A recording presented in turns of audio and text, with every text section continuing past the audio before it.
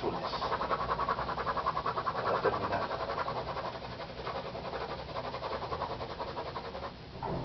Hola, buenos días. Soy Gustavo González y estoy ya casi terminando este ejercicio de retrato. Finalmente, entonces, con este agregado de azul en la parte de la ropa, ya tenemos un balance mejor entre tonos cálidos y fríos, ¿no? Dentro de la composición. Entonces va a existir eh, masas claras, coloridas, un poco más apagadas en los tonos pardos, y van hacia el frío con unos chispazos de azul y verde. Esos chispazos en menor cantidad pues nos aseguran justamente ese balance de temperaturas, tanto en la composición general y algunos toques interesantes que podríamos encontrar dentro del rostro. Un amigo, Pedro, de España, que él es pintor y siempre está en el estudio, me hace hoy día la pregunta de cómo sé en dónde colocar tonos grises o fríos o, no, o más fríos dentro de la piel. ¿Cómo es que yo lo sé? ¿No? Bueno, en primer lugar tendremos que observar el rostro del modelo, y es importante tener experiencia en el trabajo del modelo real, o sea, tener la persona enfrente. Si es que no lo tienes, pon un espejo, pero ponlo lejos de ti, de manera que no estés distraído en una peca, en una arruga, en un pelito, sino que puedas observar más claramente una masa con respecto a la otra, es decir, la relación de masas. Va a llegar un momento en que tú observes que van a haber zonas que son coloradas. Casi siempre ocurre esto en los labios, en la punta de la nariz, ¿no? Por ejemplo acá, unos toques de rojo intenso, solo unos toques le dan justamente ese aspecto natural, un poco más natural, ¿no? Y en la mejilla, las orejas y en los párpados, son zonas de irrigación superficial, ¿no? Hay músculo allí que está muy superficial a la epidermis, y por eso lo vemos así, bien colorado. De tal manera en que las zonas que no tienen justamente ese efecto tan colorido, tan intenso, vienen a observarse como si fueran un poco más grises. ¿Ya? ¿Dónde suele ocurrir esto? Pues a veces es en la frente, justo en la parte de acá, ahí en el lateral del nasal, aquí en esta parte, incluso pasan unas arterias, unas venas por aquí. Entonces queda así, esta zona muy fría, este triángulo de acá. También así en los laterales, donde ya no es tan rosa. Bien, en cuanto a eso no se pueden sentar digamos, bases teóricas, porque podría haber personas que están, digamos, enfermas tal vez, ¿no? O los ancianos posiblemente, ¿no? O una persona que ha perdido un poco el color natural de la piel y tiene una tez en la piel algo más grisácea, un poquito más fría, ¿no es cierto? Cuando tú ves que una persona pierde inmediatamente el color del rostro, sabes que está débil, ¿no es cierto? El caso contrario, pues una sensación colorida, rosada en las mejillas, pues nos da la sensación de juventud, de una persona saludable, ¿no? Bien, pero busquemos entonces esos pequeños sectores un poquito más grises, que ya no son entonces las zonas coloradas que suelen existir, ¿no? La mejilla, los labios, ¿bien? Dependerá también el tipo de luz, es decir, no es tan fácil como señalar zonas que siempre deben ser coloradas, ¿no? Dependerá el tipo de luz también. Si la luz es demasiado cálida, pues todo lo convierte en un ambiente cálido. De igual manera, ¿no? Si es una luz rojiza del atardecer, no vamos a sentir esas sensaciones grisáceas, porque la influencia del color que está bañando, o el color del ambiente incluso, ¿no? ¿A qué le llamamos color del ambiente? Pues a un color general que hace como rebotes por todos lados. Imagínense que entran ustedes a un cuarto verde con todas las paredes verdes, pues no van a poder escapar de la influencia verde en todos los rebotes hacia las sombras, ¿no? En los medios tonos, rebotes por todos lados. Entonces se genera una imagen con un color ambiental, que es hermoso porque nos ayuda hacia la pintura, ¿no? Es algo que buscamos más bien los pintores. De otro modo, pues siempre nuestros fondos y las figuras quedan como cortadas encima de zonas que no se le parecen. Muy bien, entonces ya vamos terminando un poco de hablar acerca de las masas, ¿no? Que siempre es un tema interesantísimo, ¿no? Los pintores que son más repentinos, digamos al estilo de Velázquez, ¿no? Prefieren trabajar arriesgándose a colocar las masas antes de las líneas, ¿no? Yo no podría enseñar esa manera de trabajo porque necesita mucha experiencia, es como muy avanzado. Podrías hacer prácticas, ¿no? Para volverte cada vez mejor. Diría que mejor sería avanzar por las líneas. Es algo más académico, algo que sí se puede dominar, sobre todo para nosotros los occidentales. Bien, es todo un tema, ¿no? Ya hablaremos de eso. Ya estoy haciendo los estudios para ir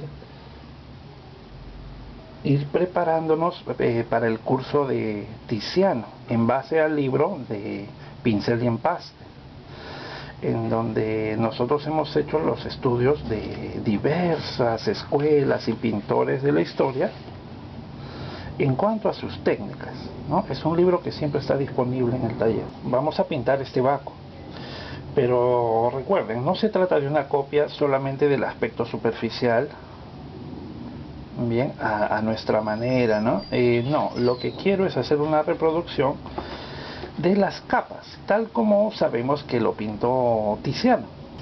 Tenían un tratamiento diferente, original, independiente, diferente al del uso de líneas extremado que usaban los toscanos, los florentinos, como Miguel Ángel, por ejemplo. Entonces vamos a hacer un estudio progresivo de estas cualidades, de las capas y cómo las utilizaba. Es sorprendente, ¿no? Es una técnica fabulosa que luego le dio mucha trascendencia al arte italiano y más allá, incluso a los barrocos como Velázquez los influyó muchísimo, ¿no? Esa manera de pintar en donde no se nota un excesivo uso de la línea, el contorno, el dibujo. Es más bien un tipo de elaboración en donde la materia se carga hacia las partes de luz, hacia las partes cercanas, y deja más bien los contornos algo disueltos y muy elementales, ¿no? Con las capas iniciales solamente. Y también el color, ¿no? La vibración de los colores. Nada está puesto por gusto. Las telas están puestas para generar un tipo de tensión lineal que hace ver a las pieles, a las carnaciones más suaves, ¿no? Acá, al hacer el dibujo, inmediatamente voy elaborando ese concepto, ¿no? Que podría ser invisible si no nos metemos en el detalle. Bien, y vamos a tratar de lograr por grisallas, veladuras, estos mismos efectos, ¿no? Vamos a tratar de acercarnos en lo posible. Para eso contamos con un libro PDF, yo lo tengo acá impreso, les puedo mostrar para hacer una especie de manual, una guía con un material que podría ser útil para otros cuadros también, ¿no? Aprovecho entonces para contarles que ese curso es en febrero, pero estamos nosotros iniciando enero y es necesario preparar la base, estar listos hacia la base. Me refiero al lienzo, ¿no? La preparación del lienzo también no es como hacemos nosotros en la actualidad. Para poder hacer el lienzo como lo hacía Tiziano, pues acá les muestro un lienzo, ¿no? Es un lienzo blanco que he comprado, pero tiene ya una capa, una base al óleo. Una base al óleo. El que yo voy a utilizar para la copia de Tiziano debe tener una base como un tono perla cálido bastante más claro, ¿no? Este lo voy a utilizar para otro cuadro. Y así, es decir, iniciaban ellos, los venecianos, una pintura, pero ya tenían una base al óleo. Y el color preferentemente tiene que ser claro, no puede ser un tono oscuro, porque esto haría que se oscurezca mucho la pintura con el tiempo. ¿Ya? De preferencia un tono claro, que podría ser un tono más cálido, ¿no? Un poco más claro que este, pero hay que ir preparando esa base. Bien, aquí tengo entonces el manual para ir haciendo las capas, ¿no? Las capas, esta es la capa del manchado, luego vamos haciendo la capa de la grisalla. En las clases, poco a poco, preparando las capas de la pintura, ¿no? Es un curso que les recomiendo mucho para los que les interesan las técnicas antiguas. Tenemos a nuestro favor que hay muchos estudios modernos en restauración en donde nos van explicando cómo Tiziano y los venecianos fueron formando su técnica, ¿no? Con qué materiales. Obviamente nosotros vamos a utilizar pigmentos y materiales que sí podemos conseguir, ¿no? Esas son las capas de veladura y estos son los estratos. Los estratos, la imprimación, la base de color, esta es la capa del manchado, es como si hiciéramos un corte transversal, ¿no? Imagínense que fuera como una especie de edificio o una especie de sándwich. La grisalla, los empastes de color, las veladuras, barnices y la superficie. Bien, esta es parte del PDF. Les cuento otras cosas más. Bien, más adelante vamos a ir haciendo durante el año diversas copias y con ellas vamos a ir aprendiendo teoría y maneras de pintar, ¿no? El curso que es más próximo ahora es el de Sorolla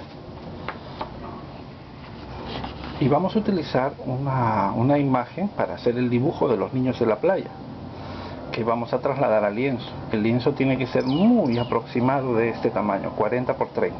Y luego vamos utilizando los colores luminosos con este proceso que podemos observar aquí, buscando exactamente estos colores, ¿no? También tenemos un PDF que se entrega, se envía, para que podamos hacer una copia bastante certera, ¿no? Se habla del ritmo de las pinceladas, los valores tonales, la teoría de color. Sobre todo este curso, el de Sorolla, está referido al libro Paleta y Mezcla, donde revisamos teoría del color. Bien, ese toque breve, ¿no? Y muy decidido. Hay que ponerse a tono y tratar de hacer también ese gesto en la pincelada. Tenemos que ubicar el tipo de pincel, el tamaño de pincel y hacer el envío de color, ¿no? Hacer la colocación del color, reservar entonces progresivamente zonas semisecas para colocar trazos un poco más rudos, ¿no? Más cortantes, friccionados. Es una bonita técnica, ¿no? En donde vamos a tener apoyo entonces de material.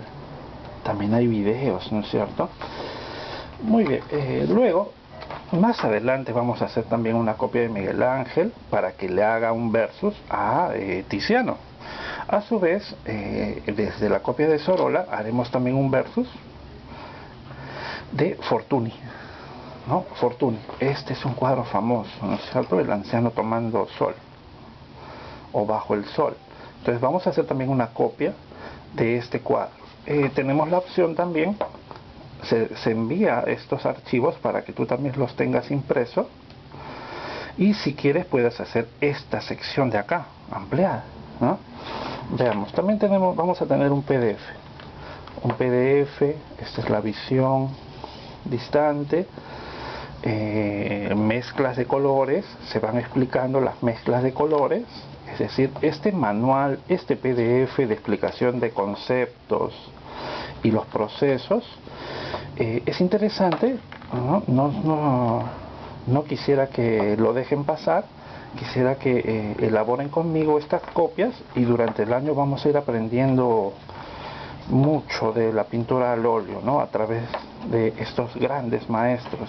Y ya voy proponiendo también otros cuadros durante el año, ¿no? Vamos a copiar a Velázquez, Sargent, Andrea del Sarto, progresivamente, uno por mes.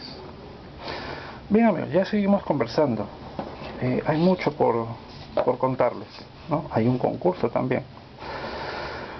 Hasta luego, les mando un abrazo.